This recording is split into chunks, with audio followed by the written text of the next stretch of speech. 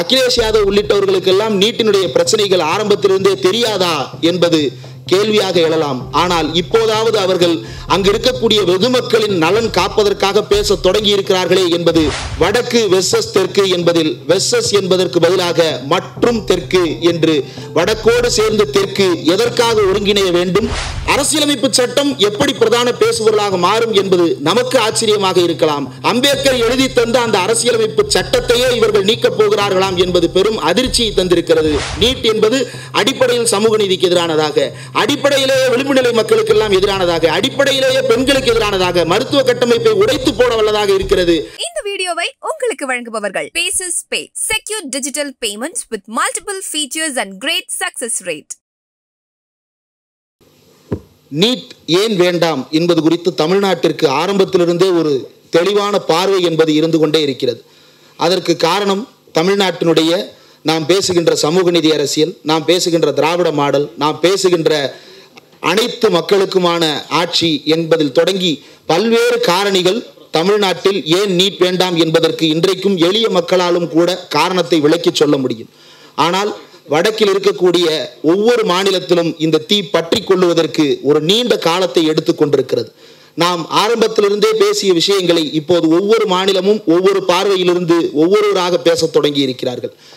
குறிப்பாக பாஜகவின் கூட்டணி ஆட்சியில் இருக்கக்கூடிய மகாராஷ்டிராவில் இருந்து அங்கு ஏக்நாத் ஷிண்டேவே கூட நீட் தேர்வு குறித்து தன்னுடைய கண்டனங்களை எல்லாம் பதிவு செய்திருக்கிறார் என்பது பலருக்கும் ஆச்சரியத்தை ஏற்படுத்துவதாகத்தான் இருக்கிறது.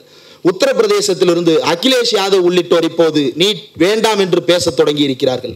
அகிலேஷ் யாதவ் உள்ளிட்டவர்களுக்கெல்லாம் நீட்டினுடைய பிரச்சனைகள் ஆரம்பத்திலிருந்தே தெரியாதா என்பது கேள்வியாக எழலாம். ஆனால் இப்போதாவது அவர்கள் அங்கு இருக்கக்கூடிய வெகு மக்களின் நலன் காப்பதற்காக பேச தொடங்கி இருக்கிறார்களே என்பது நாம் எல்லோரும் மகிழ்ச்சி அடைய வேண்டிய ஒரு விஷயமாகவும், நாம் இன்னும் அவர்களுடனான உரையாடலை மேம்படுத்த வேண்டும் என்பதற்காகவும் இந்த கூட்டத்தை ஆரம்பித்திருக்கிறோம்.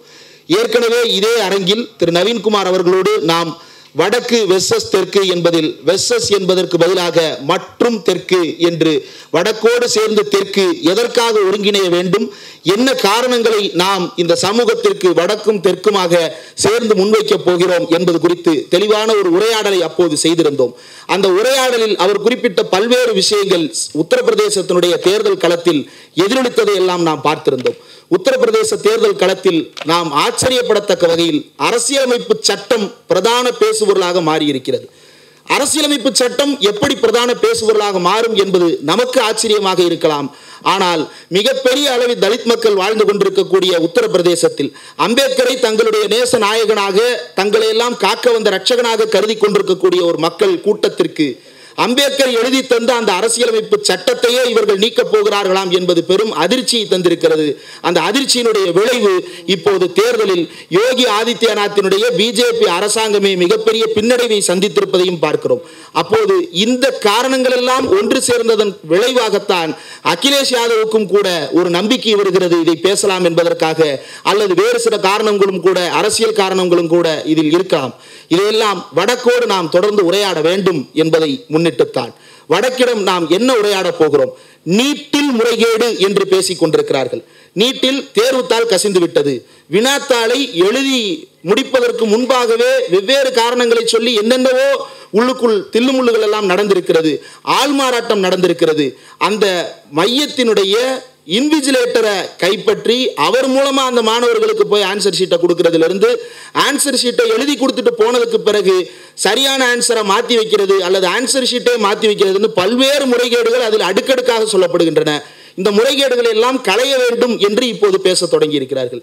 இந்த முறைகேடுகள் இல்ல பிரச்சனை, இன்ஹெரண்டாவே உள்ளடக்கமாகவே நீட் தேர்வு இவ்வளவு சிக்கல்களையும் உருவாக்கக்கூடியதாக அல்லது பிரசவிக்கக்கூடியதாக இருந்து கொண்டிருக்கிறது. அதைத்தான் நாம் எதிர்த்து கொண்டிருக்கிறோம். நீட் என்பது அடிப்படையில் சமூக நீதிக்கு எதிரானதாக, அடிப்படையிலேயே விளிம்பு நிலை மக்களுக்கு எல்லாம் எதிரானதாக, அடிப்படையிலேயே பெண்களுக்கு எதிரானதாக, மருத்துவ கட்டமைப்பை உடைத்து போட வல்லதாக இருக்கிறது. அதனால் நாம் அதை எதிர்க்கிறோம் என்கின்ற பார்வையை நாம் வடக்கில் இருக்கக்கூடிய நம்முடைய நண்பர்களுக்கெல்லாம் கடத்தப் போகிறோம். நம்முடைய கருத்துக்களை உத்தரப்பிரதேசத்தில் ஹிந்தியில் பேசுவதற்கு ஆளு இருக்காங்களா இல்லையான்னு தெரியாம கண்ணை மூடிக்கொண்டு நாம் இருந்தோம். ஏன் பல நேரங்களில் காட்டமான விமர்சனங்களை கூட நாம் முன்வைத்துக் கொண்டிருந்தோம். என்னவென்று முன்வைத்தோம்? வடக்கில் இருப்பவர்கள் எல்லாம் நம்மை பற்றிய புரிதல் இல்லாமல் இருக்கிறார்கள். வடக்கில் இருப்பவர்கள் எல்லாம் இந்த இறையாண்மையை காப்பது அப்படின்ற நோக்கத்தில் இந்திய இறையாண்மையின் அடிப்படை தத்துவமாக கொடுக்கப்பட்ட கூட்டாட்சியை எல்லாம் மறுதளிப்பவர்களாக இருக்கிறார்கள் அப்படின்னு எல்லாம் நாம் கவலைப்பட்டிருக்கிறோம். ஆனால் அந்த கவலையெல்லாம் தேவையில்லை. வடக்கும் தெற்கும் பகுஜன் ஒற்றுமையோடு இப்போது இணைந்திருப்பது, இப்போது கைகோர்த்திருப்பது அப்படின்றது இந்தியாவில் இதற்கு முன்பு எப்போதும் நடக்காதது. ஒருவேளை இந்த நீட் தேர்வு என்பது ஒழிக்கப்பட்டால் இந்தியாவினுடைய பகுஜன்கள் நடத்திய மகத்தான இரண்டாவது புரட்சியாக இருக்கும். முதலாவது ஓபிசி ரிசர்வேஷன், எஸ்சி எஸ்டி ரிசர்வேஷனை சாத்தியப்படுத்தியது. இரண்டாவதாக இந்த நீட் ஒழிப்பு அப்படின்றது நிச்சயமாக இருக்கும் என்று நான் கருதுகிறேன். ஏன் அப்படின்னா இன்ஹெரண்ட்லி இது ஓபிசிக்கும் எஸ்சி எஸ்டிக்கும் எவ்வளவு டிஸ்கிரிமினேட்டிவா இருக்குன்றத சொல்லியிருந்தாங்க. நான் ஏ.கே. ராஜன் அவர்களுடைய அறிக்கையில ஒரே ஒரு பகுதியை சுட்டிக்காட்ட விரும்புகிறேன். இது புரிந்து கொள்வதற்கு கடினமாக இருப்பதால் கான்ஸ்டிடியூஷனல் ப்ரொவிஷன்ஸ் அப்படின்றது நம்ம எல்லாரும் ஸ்கிப் பண்ணி போற விஷயம். இது பார்லிமெண்ட் மூலமா நிறைவேற்றப்பட்ட சட்டம் எப்படி சட்டவிரோதமாக இருக்கிறது அப்படின்றத தோழர் பிரின்ஸ் கஜேந்திர பாபு அவர்கள் தெளிவாக குறிப்பிட்டார். ஏன் அப்படின்னா இவங்க கிளியர் மாக்கரி ஆஃப் பார்லிமெண்ட் இவங்க நடத்தினது. 2 நோட்டிபிகேஷன் போடுறாங்க. நோட்டிபிகேஷன் போடுறதுக்கே இவனுக்கு அதிகாரம் இல்லை. அதிகாரம் இல்லாம நோட்டிபிகேஷனை போட்டுட்டு அந்த அதிகாரத்தை உருவாக்கி கொள்வதற்காக புதுசா ஒரு அமெண்ட்மெண்ட் கொண்டு வந்து இந்த நீட் அப்படின்ற சட்டம் ஒன்றை நிறைவேற்றி இருக்கிறார்கள். அந்த நீட்டுக்கான சட்ட திருத்தம் செய்வதற்கு முன்னால் போட்ட நோட்டிபிகேஷனின் பெயரிலேயே தான் நீட் என்பது தொடர்ந்து கொண்டே இருக்கிறது. புதிதாக என்எம்சி என்று மாற்றப்பட்ட பிறகும் கூட இது எல்லாம் அப்படியே இருக்கிறது. அப்போ பார்லிமெண்டரி லாவை இது கம்ப்ளீட்டா பிரீச் பண்ணிருக்கு. கான்ஸ்டிடியூஷன் எப்படி பிரீச் பண்ணிருக்கு அப்படின்னா ஏ.கே. ராஜன் அவர்கள் சுருக்கமா முடிச்சுட்டு பேனலுக்குள்ள போயிடலாம். ஏ.கே. ராஜன் அவர்கள் ஒரு பெரிய உடைப்பை இதில் காட்டி இருக்கிறார். என்ன அப்படின்னா நாம் எல்லாம் நினைத்து கொண்டிருக்கிறோம் கல்வி என்பது மாநில பட்டியலில் இருந்து பொதுப்பட்டியலுக்கு போய்விட்டது, அதனால் நம் கையில் அதிகாரம் இல்லை அப்படின்னு. ஆனா உண்மையில் அப்படித்தான் நடந்திருக்கிறதா அப்படின்றத அரசியலமைப்பு சட்டத்தை ஆய்வு செய்து காட்டியிருக்கிறார் ஏ.கே. ராஜன். அதன்படி பார்த்தால் மாநில பட்டியலில் தான் இன்றமும் கூட நம்மிடம் கல்வி என்பது இருக்கிறது. ஆனால் அதை ஏமாற்றுகின்ற வகையில் ஒன்றிய அரசு செயல்பட்டு கொண்டிருக்கிறது. மாநில அரசுகள் மட்டுமல்ல, மக்களும் இதனால் முட்டாளாக்கப்பட்டு கொண்டிருக்கிறார்கள் அப்படின்றத ஏ.கே. ராஜன் சுட்டிக்காட்டி இருக்கிறார். அந்த கமிட்டியினுடைய அறிக்கை ரிப்போர்ட்ல 118வது பக்கத்துல பாத்தீங்க அப்படின்னா ஒரு டேபிள் காலம் கொடுத்திருப்பாங்க. லிஸ்ட் 1, லிஸ்ட் 2, லிஸ்ட் 3 ஷெட்யூல் 7ல. லிஸ்ட் 1 அப்படின்றது யூனியன் லிஸ்ட், ஒன்றிய அரசின் அதிகாரங்கள். லிஸ்ட் 2 ஸ்டேட் லிஸ்ட், மாநில அரசின் அதிகாரங்கள். லிஸ்ட் 3 கன்கரண்ட் லிஸ்ட், ஒத்திசைவு பட்டியல். இந்த 3 பட்டியலிலும் கல்வி குறித்த விவரங்கள் வருகிறது. ஆனா இது குழப்பமாக இருப்பதாக நினைத்துக் கொண்டிருக்கிறோம். அப்படி அல்ல, தெளிவாக இருக்கிறது. என்ன அப்படின்னா incorporation, winding up, regulation of universities, இந்த ஷரத்துக்கள் முழுவதும் மாநிலத்துக்கே ஒதுக்கப்பட்டிருக்கின்றன. இந்த incorporation, winding up and regulation அப்படின்ற வார்த்தைகள் இன்னொரு இடத்துலையும் வரும்.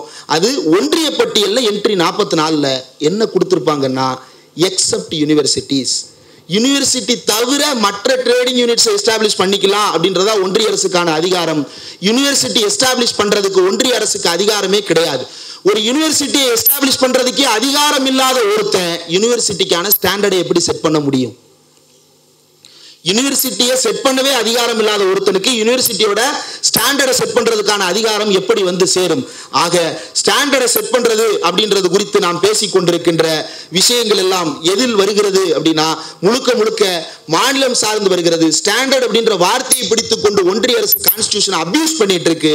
ஆனால் அப்படி நடக்கவில்லை. என்ன மாற்றம் நடந்தது அப்படின்னா என்ட்ரி 11 லிஸ்ட் 2 மாநில அரசு பட்டியலில் இருந்த ஒரு கல்வி குறித்த அதிகாரமும் கன்கரண்ட் லிஸ்ட்ல இருந்த கல்வி குறித்த அதிகாரமும் பொதுப்பட்டியலுக்கு மாற்றப்பட்டது. என்ன மாற்றப்பட்டது அப்படின்னா எஜுகேஷன் இன்க்ளூடிங் யூனிவர்சிட்டிஸ், அதற்கு பிறகு வொகேஷனல் ட்ரைனிங் ஃபார் லேபர்ஸ், இந்த ரெண்டும் ஒன்று சேர்க்கப்பட்டது. ஒன்று சேர்த்து இதை ஒத்திசைவு பட்டியலில் மாற்றி வச்சாங்க.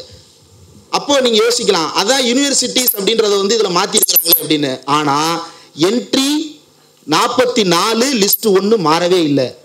என்ட்ரி 44 லிஸ்ட் 1 என்ன சொல்லுது? யூனிவர்சிட்டி எஸ்டாப்ளிஷ் பண்றதுக்கு ஒன்றிய அரசுக்கு அதிகாரம் இல்லைன்னு சொல்லுது.